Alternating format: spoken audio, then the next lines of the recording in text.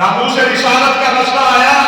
تو اس ملک کے وزیر اعظم نے اقوام متحدہ کی تاریخ میں پہلی بار عقیدہ ختم نبوت اور ناموس رسالت میں جو بات کی اس سے پہلے کبھی کسی نے نہیں کی۔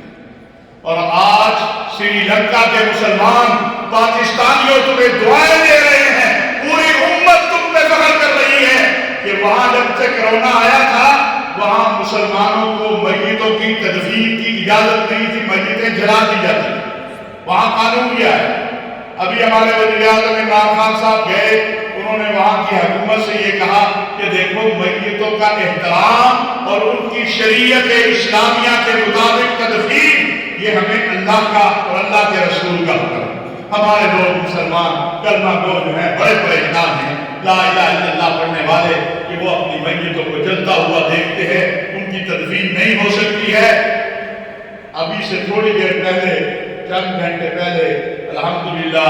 سری لنکا کی حکومت نے نوٹیفکیشن جاری کر دیا ہے کہ مسلمان اپنی میتوں کو شریعت اسلامیہ کے مطابق تدفین کر سکیں گے۔ سب کو الحمدللہ، یہ پاکستان کی برکت ہے، یہ اسلام کی برکت ہے کہ اللہ تبارک و تعالیٰ نے 56-57 اسلامی ملک ہیں، یہ آپ کے سربراہ سے یہ کام لے لیا کہ اللہ جس سے چاہے کام لے لے، اللہ کسی کا محتاج نہیں ہے۔ آج سری لنکا سمیت پوری دنیا کے اندر اس پر اللہ کا شکر ادا کیا جا رہا ہے، ہم بھی اپنے رب کا شکر ادا کرتے ہیں۔ رسول اللہ صلی اللہ علیہ وسلم نے فرمایا کہ مسلمان وہ ہے جس کو اپنے اس کا مفہوم میں کرنے لگا ہوں کیونکہ وقت کم ہے،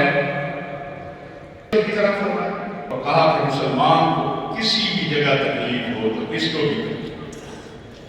کو بھی تکلیف۔ اللہ تبارک و تعالیٰ جو لوگ اس کام میں اس کار خیر میں شریک رہے ان کو جزائے خیر عطا فرمائے اور اسلام اور اہل اسلام کی اور انسانیت کی حفاظت فرمائے اور اس وبا سے پوری انسانیت کو نجات عطا فرمائے۔ سنت پڑھی۔